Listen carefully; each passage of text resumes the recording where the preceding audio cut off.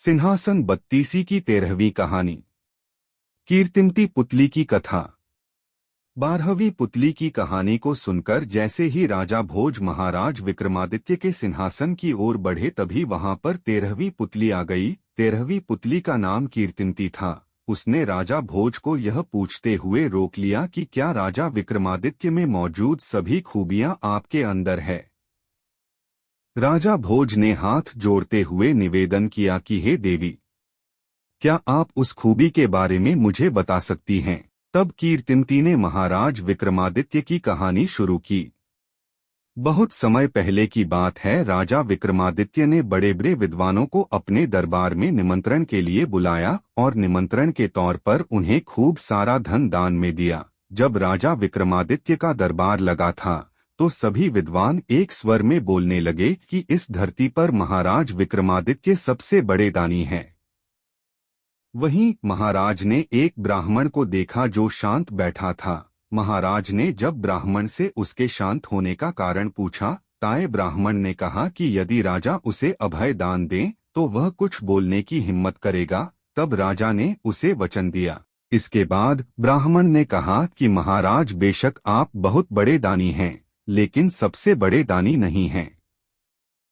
ब्राह्मण के वचनों को सुनकर सभी दरबारी ब्राह्मण की ओर देखने लगे और महाराज ने ब्राह्मण की निडरता की तारीफ की। इसके बाद विक्रमादित्य ने पूछा कि तो फिर इस धरती पर सबसे बड़ा दानी कौन है।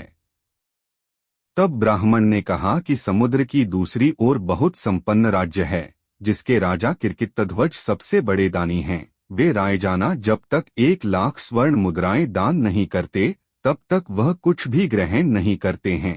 मैंने भी कुछ दिन तक उनके दरबार में जाकर दान ग्रहण किया था। महाराज विक्रमादित्य ने ब्राह्मण की यह बात सुनकर उन्हें बहुत सारा धन देकर विदा किया और स्वयं बेताल की मदद से समुद्र के पार राजा किरकिट्टध्वज के राज्य पहुंच गए। वे सीधा किरकिट्टध्वज के दरबार में पहुंचे और उनसे अपने लिए एक नौकरी की मांग की।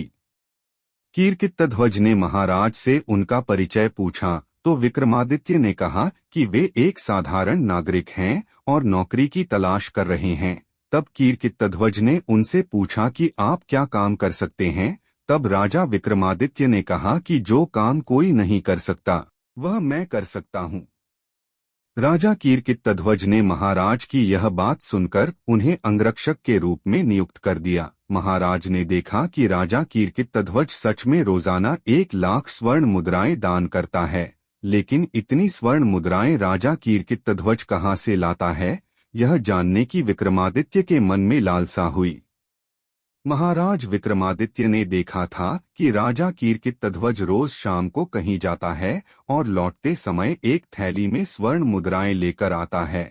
आखिर किरकिट्टध्वज स्वर्ण मुद्राओं से भरी थैली कहाँ से लाता है, यह जानने के लिए एक दिन विक्रमादित्य किरकिट्टध्वज का पीछा करते हैं।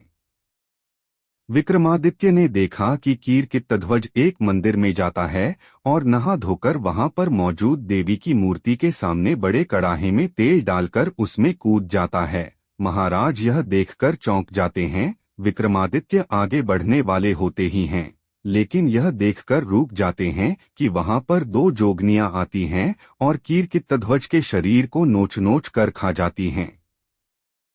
जब जोगनियां चली जाती हैं तो देवी प्रकट होती है और अमृत की बूंद से किरकिट्टध्वज को जीवित कर देती हैं।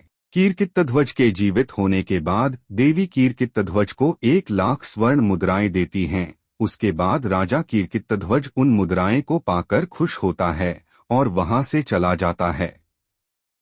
राजा किरकिट्टध्वज के जाने के बाद महाराज विक्रमादित्य ने भी स्नान करके वही प्रक्रिया दोहराई जो राजा किरकिट्टध्वज ने की थी। इसके बाद देवी ने प्रकट होकर महाराज विक्रमादित्य को भी जीवित कर दिया और उन्हें स्वर्ण मुद्राएं देनी चाहिए, लेकिन विक्रमादित्य ने यह कहकर मना कर दिया कि देवी की कृपा ही उनके लिए सब कुछ है। इस प्रकार से विक्रमादित्य ने 7 बार इस क्रिया को लगातार दोहराया और 7वीं बार देवी ने उनसे बहुत प्रसन्न होकर उन्हें वरदान मांगने के लिए कहा। तब महाराज ने देवी से उस थैली को मांग लिया जिसमें से वह 1,00,000 स्वर्ण मुद्राएं निकालकर किरकिट्टध्वज को देती थीं। देवी वह थैली महाराज विक्रमादित्य को दे देती हैं। इसके बाद पूरा मंदिर वहां से गायब हो जाता है। दूसरे दिन जब राजा कीर्तिध्वज वहां जाता है तो उसे वहां सिर्फ मैदान ही दिखाई देता है। मंदिर न मिलने पर कीर्तिध्वज दुखी हो जाता है। वह सोचता है कि उसकी रोजाना 1,00,000 स्वर्ण मुद्राएं देने का नियम अब टूट जाएगा। इस विचार के साथ वह अपने महल वापस आ जाता है और उदास होकर बैठ जाता है।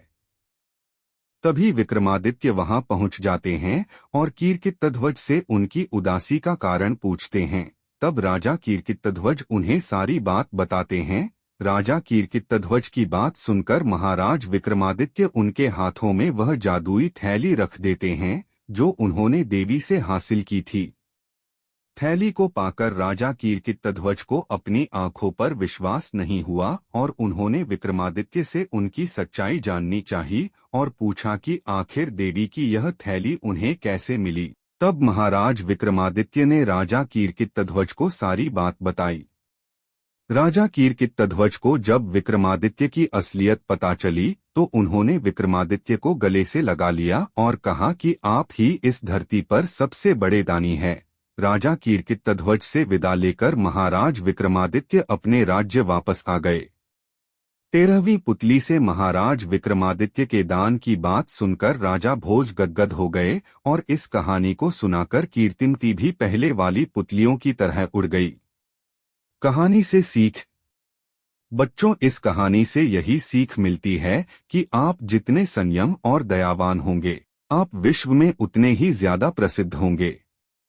आगे की कहानी दूसरी वीडियो में देखेंगे।